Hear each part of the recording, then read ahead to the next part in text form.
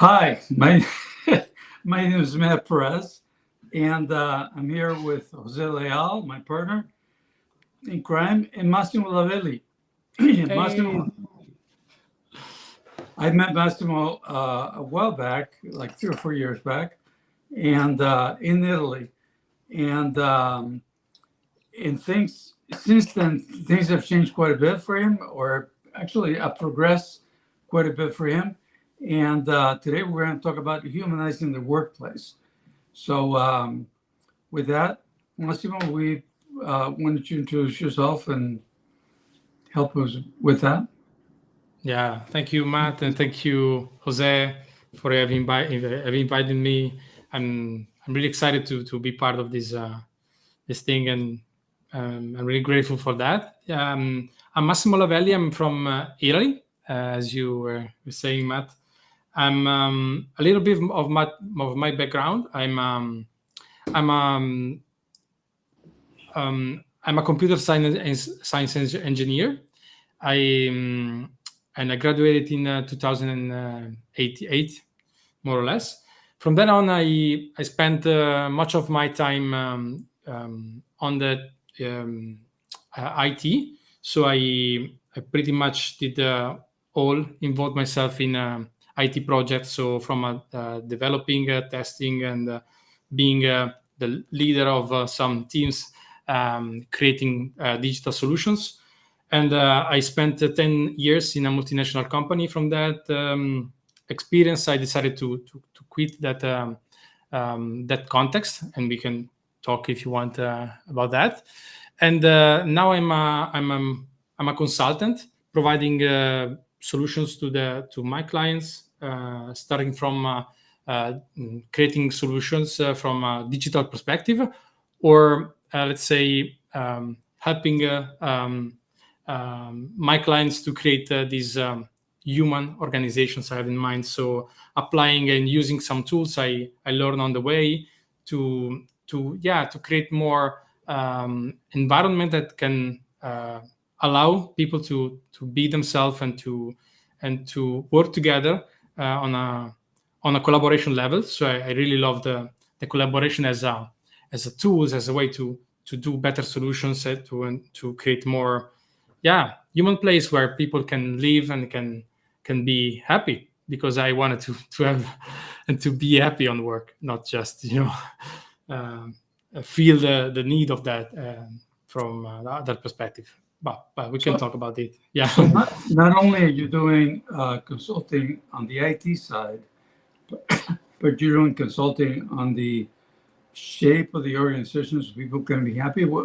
How does that work?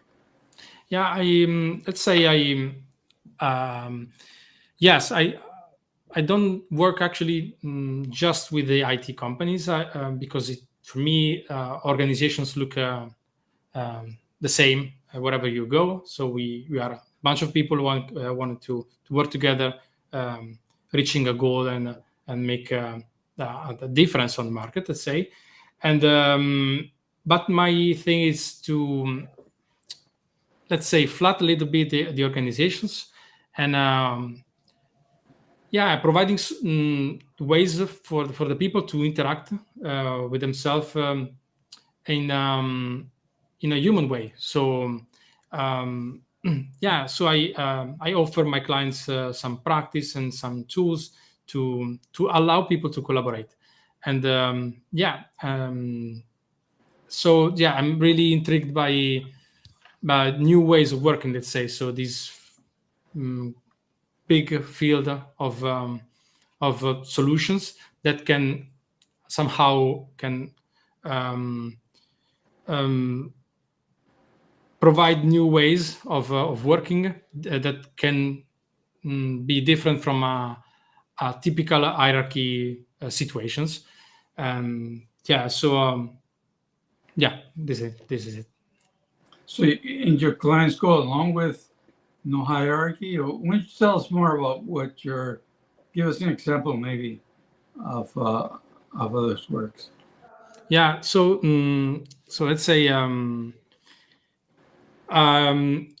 during my experience and my and the work I did so far, I met, for instance, the agile way of working. So, and I spent much of the time understanding what agile means.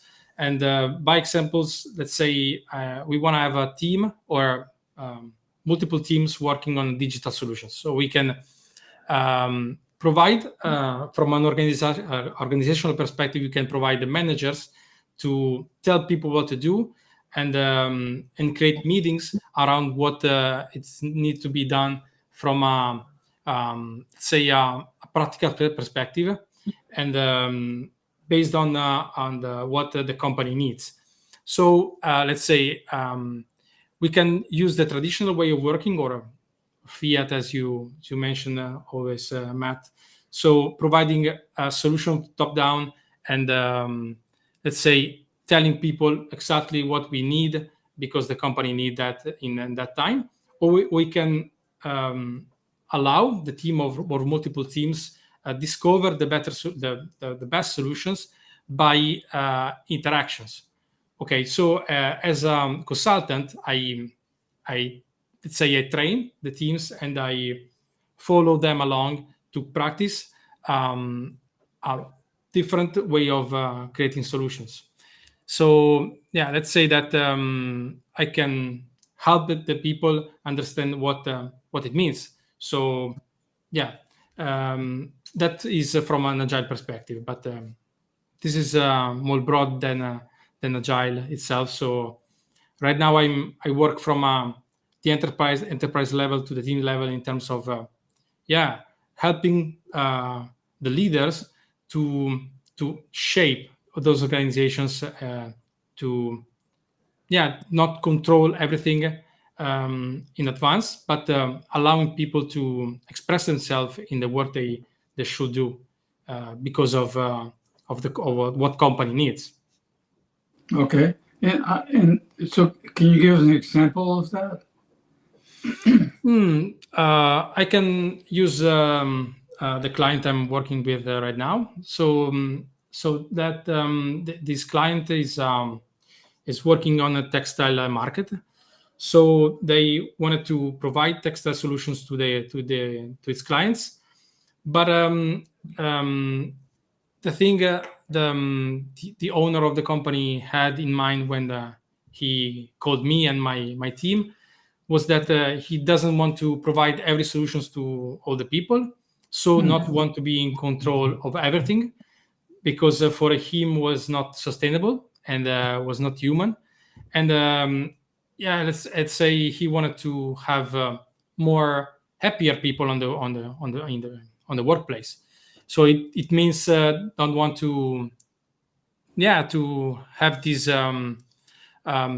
have people leaving because they don't feel not feel part of something. And so he asked us to help him to shape the organization, to design or and training the people to learn what it means in practice. Okay.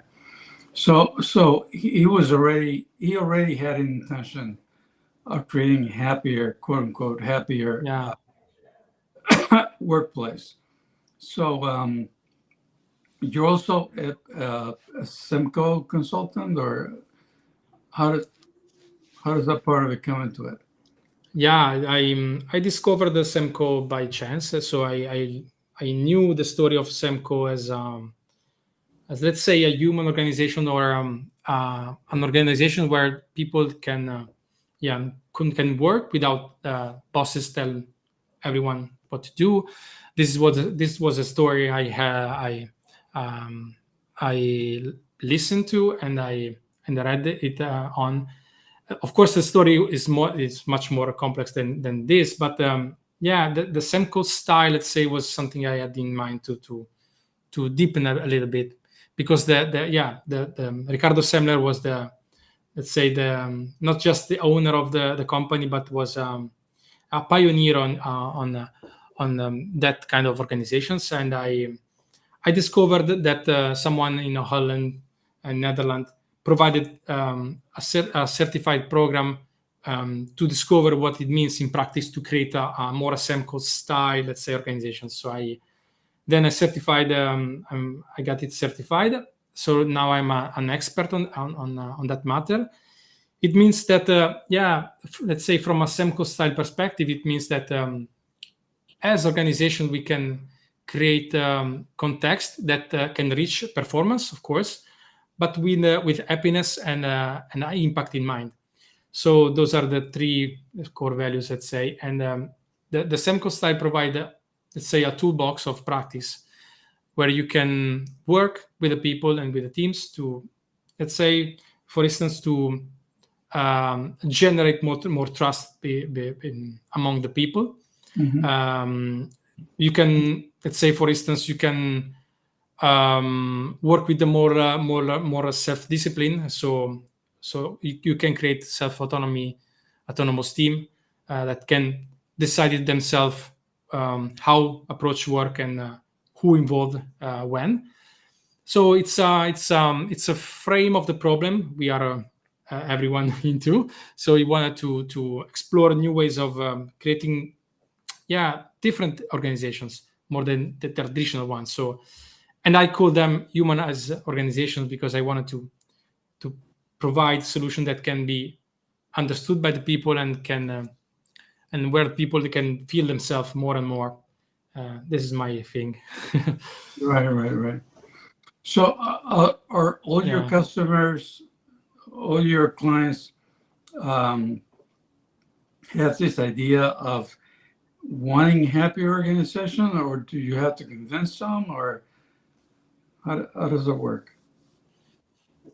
Yeah, you every time you work on that, I learned that you must, let's say, face or do different thing at the same time. So there's someone that resonate already with the thing. So when you ask him or her to, let's say, when you invite him or her to explore a problem, let's say, so how do you feel working on that? They react, they resonate, so they understand why you are asking him or her this, and they somehow they already prepared. Let's say there's someone that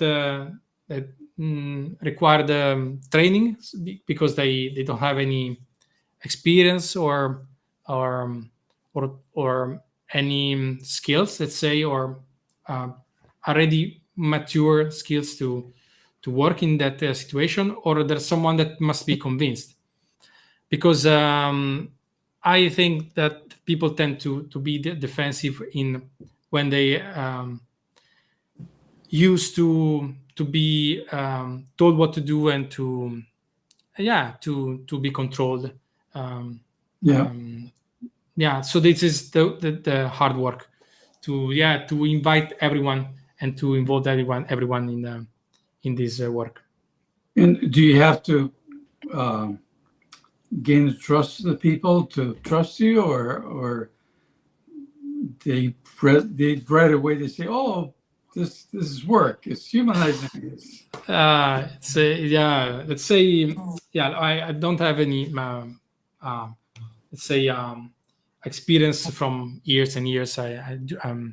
But I've been part in few projects. So let's say 5, 6 clients more or less.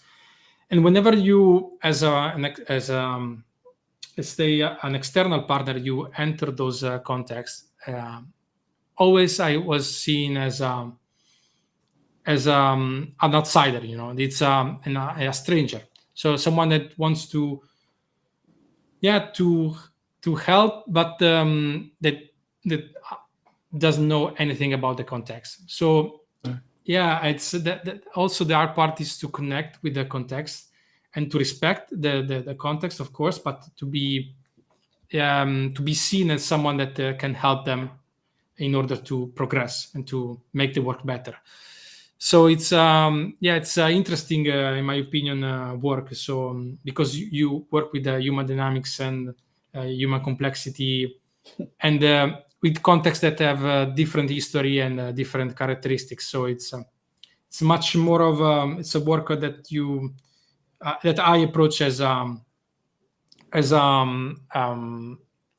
do you say, wizard? You make experiment with the people. Let's say make a I providing workshop and providing some trainings and see what happens, and explore the results and see how to progress. So it's an iterative work every time. Yeah, it's very interesting. I wonder how long it takes, that process, and how big these organizations are that you've worked with.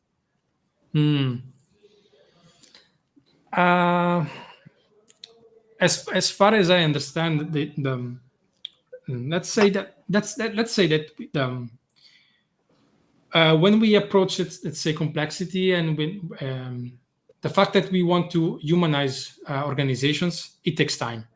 So let's say I don't know if it's my thing or it's a common thing, but if you want to make a change and to provide the change to be understood and to be owned by the people, it takes years, in my opinion. So let's say you don't have necessary to wait years to see some results.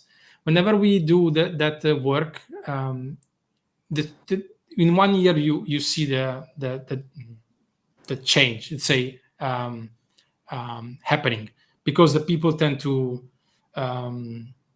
communicate more and understanding more each other, and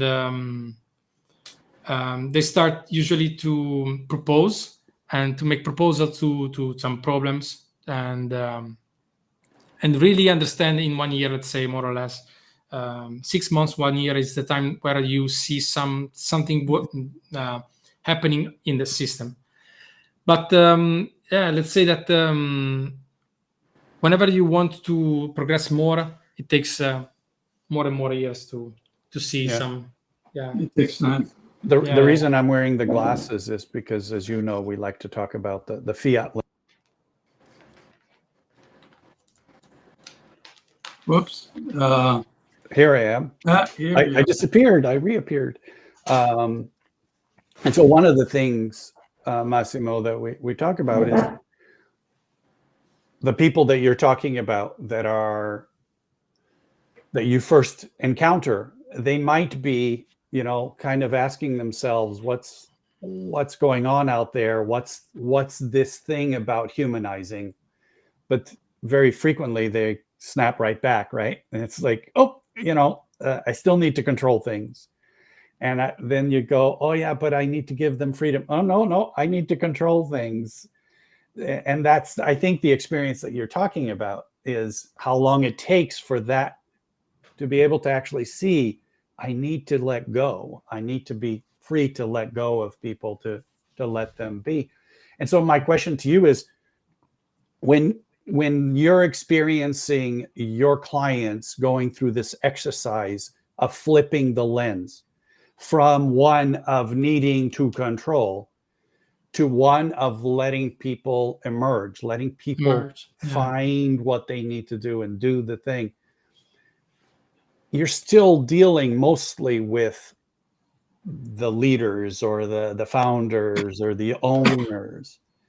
And how difficult is that process of having a boss, if you will, that is your client, and knowing that they're going through this difficulty of pulling up these lenses, but then also having to have the people that work there individually find their own lens, individually flip their own fiat lens up, so that they can be in a radical state, meaning rooted in themselves. That's the thing. In my opinion, that's the mission, the work that must be done. Allow everyone to flip the glasses and to understand what it means in practice. Because let's say the size of our clients, I work with some other colleagues in this, because it's hard to do it alone because of the heaviness, let's say, of the process. And the clients usually are the size I work with is from 30, 40 people. That is not, of course, it's not. It's a complex enough to merge, to see emerging the different ways as people flip the thing, so it's the dynamics is very interesting. And by doing this work, we tend to see that of course the work start from the owner. So the owner that wants to flip the glasses but doesn't know exactly what it means. He or she knows the why, let's say, or understand the why on some level, and requires the work to be done in order to go deep and flip the glasses. But he or she and the context, all the context, ask me and my team what it means in practice, because they tend to ask, okay, can you provide me an example on that, or what let me see what it means, and starting from the why I need to do it, why my way of working is not it's not okay. It's not okay. Why is not okay? Why I need to flip the glasses? But not just let's not say flipping the glasses. Why am I'm addressing glasses? What are those glasses? That's a strange metaphor to say that. Everyone must understand what we require from them in a practical on a practical level, right? And it's the hardest part.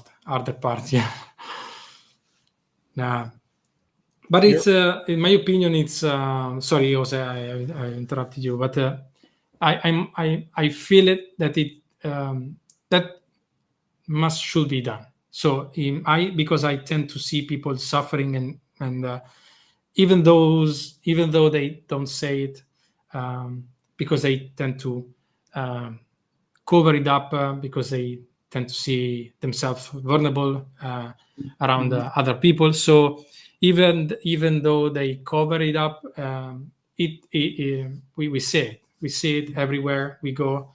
People want to contribute and don't know why. Don't know how. Sorry, and context that should require more people involved, and they don't know how to do it. Yeah, it's an interesting work, actually. To say the least. Yeah, to say the least. Yeah. Yeah. In my experience, the bosses, the people that hire you, at some point in time, they can say, "Oh, they're going to do better. They're going to do more. They're going to do whatever," and they let you go. But you get the resistance from the people on the team because of what you said. Is they want to be vulnerable. They don't want to be completely transparent to everybody else. And there's always, in my experience, there's always somebody who's trying to be the sub boss. He's trying to control the situation and stuff like that. So it's difficult from both sides. It's not just, oh, you wear these glasses, or where you wearing these glasses. Well, because that's what you're born with, and people teach you from when you're little and all that stuff. But you have to do it with people in the team as well. Yeah. And collaboration is collaboration is not the same as cooperation. Yeah. And we're told to cooperate. We're taught to cooperate. We're Whereas collaboration, working together, having the back and forth, and all that stuff, it doesn't. They try to beat us out of us.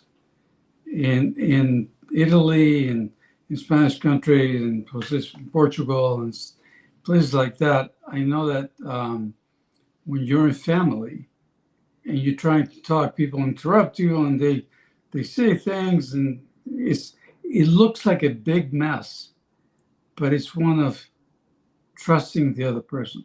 It comes from trusting the other person. And but we're taught at work you don't do that. You got to dress correctly and wait until the other guy finishes, and then say your P's and stuff like that. And that causes people to be separated from each other.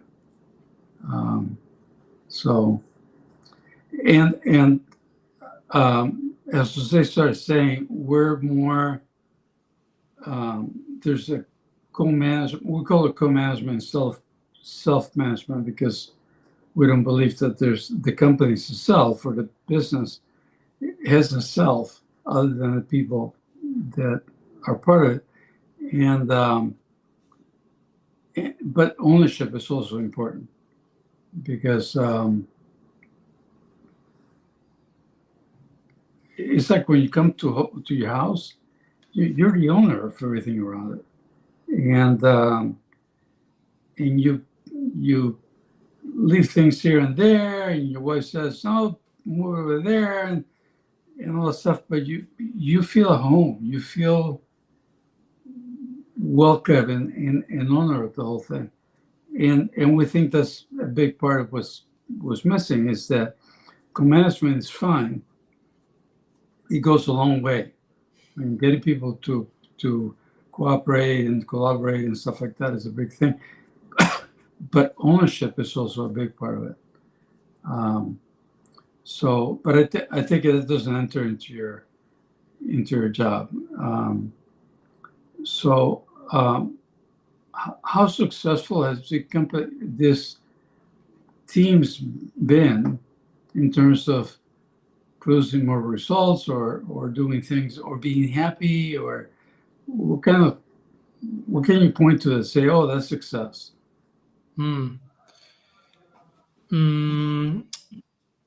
Let's make it very, very simple. When we work with a client, and the earlier days where we started to work together, we went to their offices, and that there was a birthday in that office, and we saw something interesting to notice. So there was a birthday, there was a cake, and there was the one that has the birthday, but the context was, cold. There was no any warm greeting to him, and so we noticed that. So there was formally a birthday party, but no one's really happy about it. So no one's too much involved. Yeah, there was some smile on the about that, but not people tend to keep their eyes on the monitor, on their displays, and still doing the job. Let's say after 1 year, we noticed a complete flip about that. So birthday parties were planned.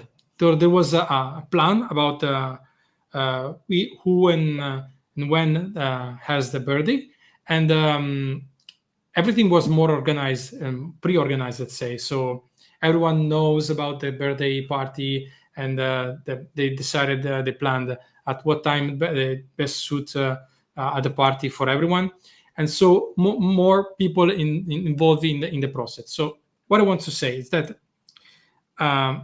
because of the work we did, probably not just because of us,